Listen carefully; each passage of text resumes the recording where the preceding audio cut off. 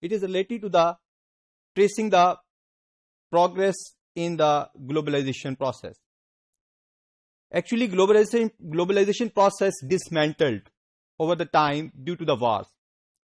Whenever we observe the world wars which has occurred during 1940s, 14 and onward, whatever we have observed during that process, that countries who were previously doing trade with each other, now they disrupted their trade.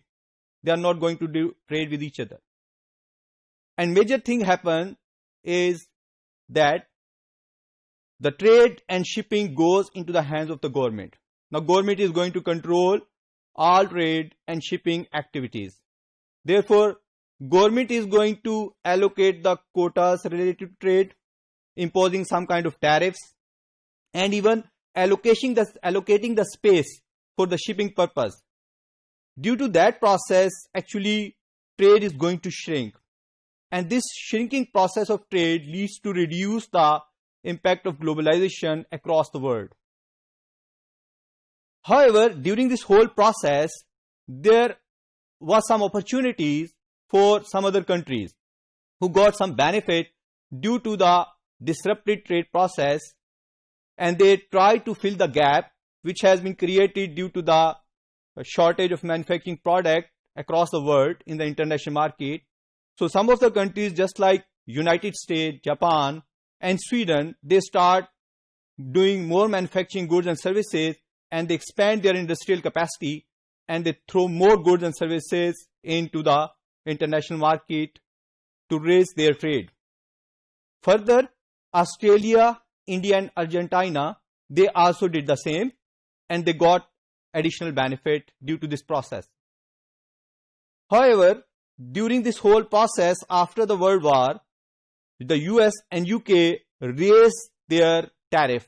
They are imposing more restrictions and protections.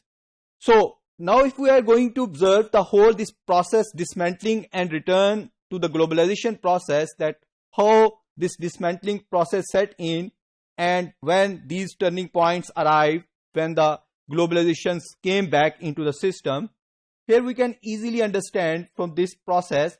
During 1992, Columbus discovered the America, and afterward 1602, this area, here you can find out the Dutch United East Indian Companies, the first multinational corporation actually established here.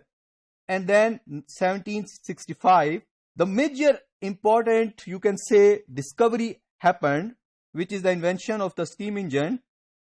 The steam engine invention actually leads towards these two more discoveries. So you can say the improvement, innovations. And one is the introduction of the steam ship, and second is the introduction of the steam locomotive. Actually, these two are major components which actually increase the speed of communication and information. Later on, during 1830 and 1850, if you observe, electric telegraph has been discovered or invented. And this was the first time when communication actually separated from the transportation. The speed of transportation is slow, but the speed of telecommunication increased. So this has made this possible that globalization is going to spread more. Then the era of World War, this whole time period during which the World War is going on. But later on, this World War, once it is over, what we have observed, different kind of institution across the world try to come back to the globalization. They want to get, or they want to return the globalization at the previous level. So what has happened during this whole phase, specifically if you observe 1971, which was the second turning point related to the globalization, the invention of microprocessor. And this microprocessor allowed the world to connect with each other through the internet. All computers across the world are now interconnected with the internet. However, another important thing happens, which was actually happened during the process of war, the rocket propulsion that was invented, which has allowed later on to discover the space. and now the space is going to be conquered through the satellites. These rocket propulsion allowed countries to send their satellites to the space, outer space, and through that communication got much more boost, and so globalization process get further speed, and you may say it is going to be boosted. Later on, if you observe the related to the environment, different kind of organizations and different kind of conferences were set in, that different kind of countries, whenever they are involved in different kind of activities related to the globalization, they are going to cause environmental damage. So that need to be handled as well. Later on, the World Trade Organization and the anti-globalization movements, all these were happening, but still globalization continued.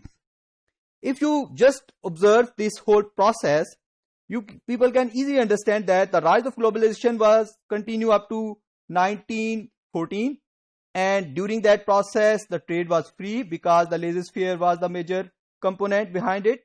Expansion in the capital flows was occurred. Globalization allowed GDP to rise up. Gold standard actually provide the financial boost to the whole process.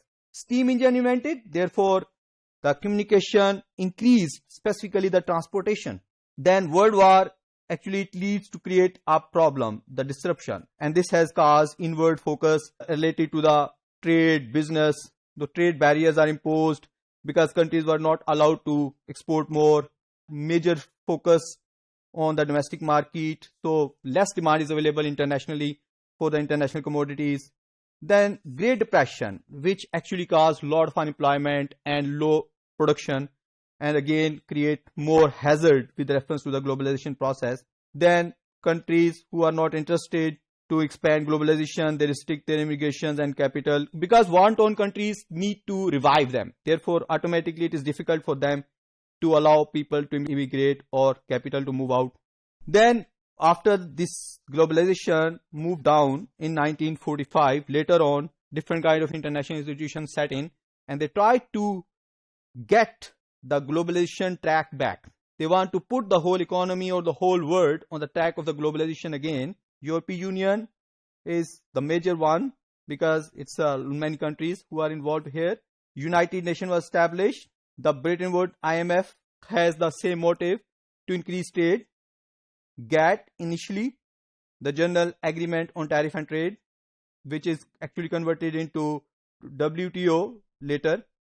Then the Organization of Economic Cooperation and Development, it was set in. The World Bank, providing the resources to reconstruct the war-torn economies. So all these institutions actually try to make it sure that globalization should come back on the track.